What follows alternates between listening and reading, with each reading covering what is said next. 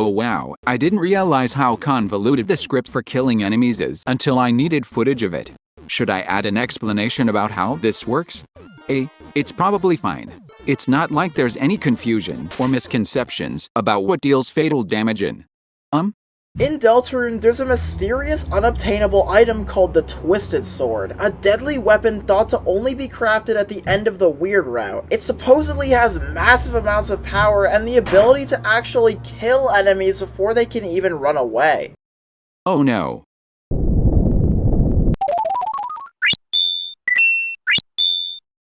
Okay, listen carefully. I'm about to be firing a lot of shots into someone's hard work, and I need you all to understand, I do not want you to send any hate to Mystic Slime over this. People make mistakes. I have made lots of mistakes. Just last video, I claimed the data mining community had always known about the Chapter 1 death animation, even though we actually didn't realize it was there until Chapter 2 came out. And let me tell you, there is nothing worse than realizing I messed up, and now I have to live with my erroneous results being on the internet, generating confusion and anger, forever. So when I saw this video, I reached out to Mystic Slime to check, and I can now say with certainty that no, he had no intention of misleading any of you. Do not leave angry comments. Do not harass people. No one will be impressed. Show some mercy, humans. All that said, no. The Twisted Sword does not kill enemies in any chapter of Deltarune.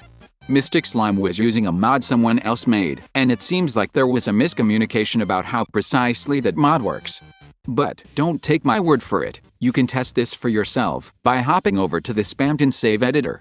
Or, if you don't trust that, you can also just open up your old Chapter 2 save file in Notepad, scroll down to line 376, and change that number to an 11. Bam! Now you have the Twisted Sword, and you can see for yourself that if you use it in battle. Well, that's disappointing. But why does this happen? Well, it's a bit complicated, but basically, when an enemy runs out of HP, it runs this script right here, which checks two things. First, is the monster frozen? If yes, end the battle by freezing. If the monster is not frozen, then check number 2. Is it under the fatal condition? As you can see in the description, Snowgrave does fatal damage, which means when you cast it, it sets the fatal variable to true, and thus, when it runs out of HP, it dies. But suppose we decrease the damage of Snowgrave, if it's taken fatal damage, but something else deals the finishing blow, does it die? Nope. What if we do it in the same turn?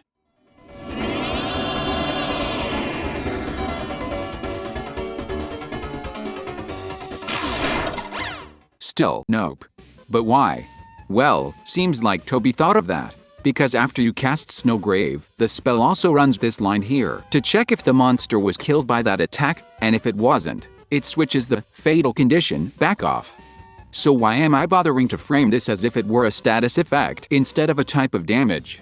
Because Peepus enemies always have the fatal condition, which means any attack that doesn't freeze them will always kill them. Will this matter later?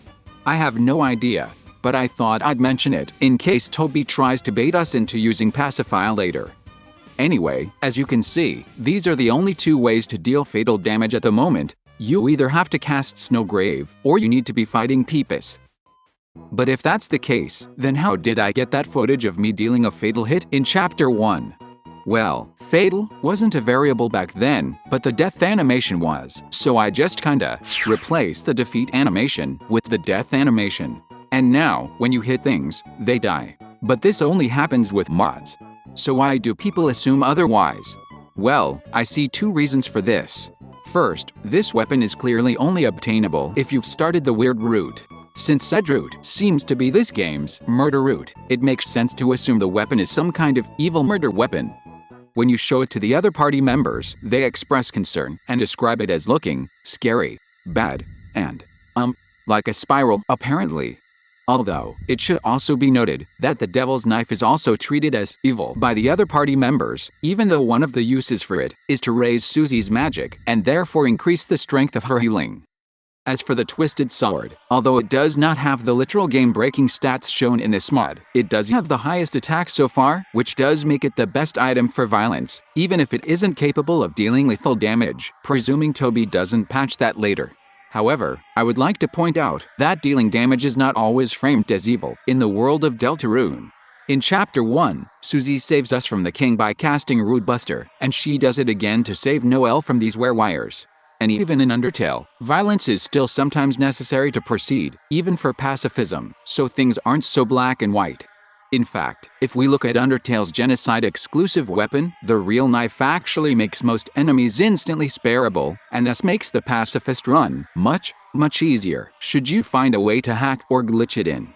And I've found in my own experimentation that the Twisted Sword is also great for cutting through the Queen's shield, so you can focus more of your TP on saving Birdley. But what about this trance ability that the sword has? Doesn't that make it evil? After all, it's the same ability as the Thorn ring, and all available evidence seems to suggest that trance was the ability that made it even easier for us to control Noelle. As after this point in the game, she does seem to be in something of a trance, especially here, where she fails to recognize Birdley, and then again in battle, when her eyes become blank and pupil-less, like she's under a spell. She also seems to be in some sort of a fuzzy, almost blackout state once the spell is over. And, to be clear, I know Noelle displays some of this sort of behavior long before we get the ring, but my point here isn't that the ring is literally controlling Noelle, just that it's making her easier to control. Sort of like it's amplifying our voice for her, which happens to be extra effective because she's already particularly attuned to hearing us and to doing whatever she's told, in contrast to Susie, who isn't. But I digress. If trance increases the player's control over the character, does this mean the Twisted Sword will make Kris even easier for us to control? But wait a second, that's a down arrow next to the trance ability, so it should do the opposite, right? Or, wait, some of you think this is a placeholder? Okay, I'll check the code, just for you, pumpkin.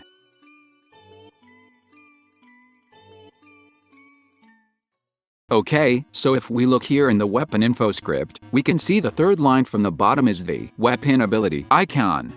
This is the part that decides to draw a little down arrow next to the cost of Rude Buster for the Devil's Knife, a little up arrow next to the trefoil to let you know it increases the money received, and a little smiley face wingding next to the ability for the cheer scarf because Toby likes messing with us, apparently. Regarding the Twisted Sword, we can see that this isn't a holdover from a previous script, as it does actually specifically call for icon 6, which is the down arrow. And I'm pretty confident that's not a placeholder variable because, well, for one, Toby already has a placeholder for these sorts of scenarios, in the form of a 0, as seen when equipping the main axe, the red scarf, and the wood blade. So it's not like Toby would need to pick an icon at random, and it's very odd to me to assume that this would be a mistake. Even if you want to argue that a 0 wouldn't work, because this weapon has an actual ability, why would Toby not just reuse the ring icon he used for the Thorn ring? Or, he could just use the sword icon, which would be even easier, since he literally has it right there for easy reference in the line right above this one. I mean, it could still be a mistake, right? Like maybe he just really likes the number 6, because Gaster. But, I don't think so. If you'll indulge me for a moment, I'd like to present a pair of guesses about why this might actually be intended to reduce Kris's trance. Theory 1. The Twisted Sword is for a redemption arc. If Deltarune is 7 chapters long, then that's 5 more chapters to turn ourselves away from this cold and terrible path we've started down. The Thorn ring is not, after all, exclusive to a completed Snowgrave run. It's an item you can get without killing Birdley, and you don't ever have to equip it to Noelle. In fact, Noelle leaves the party immediately after using it in a full weird run, so we aren't even sure if we'll be able to get this item back from her outside of an aborted weird route. Perhaps, then, this item is meant to be combined with the pure crystal as an act of redemption, to purify our souls and wash away the stain of our sins. The pure crystal itself is said to be made from a shadow crystal that was purified by the cat, after all, and in Undertale's genocide route, we actually have a lot of chances to turn back and end the route, even as far as Hotland, so perhaps this item is intended for those 1 foot in the Snowgrave runners, like myself. Or, Theory 2. The Twisted Sword is for Kris to take back control from the player. Because when you think about it, there are a lot of little implications that Kris doesn't like what we're doing.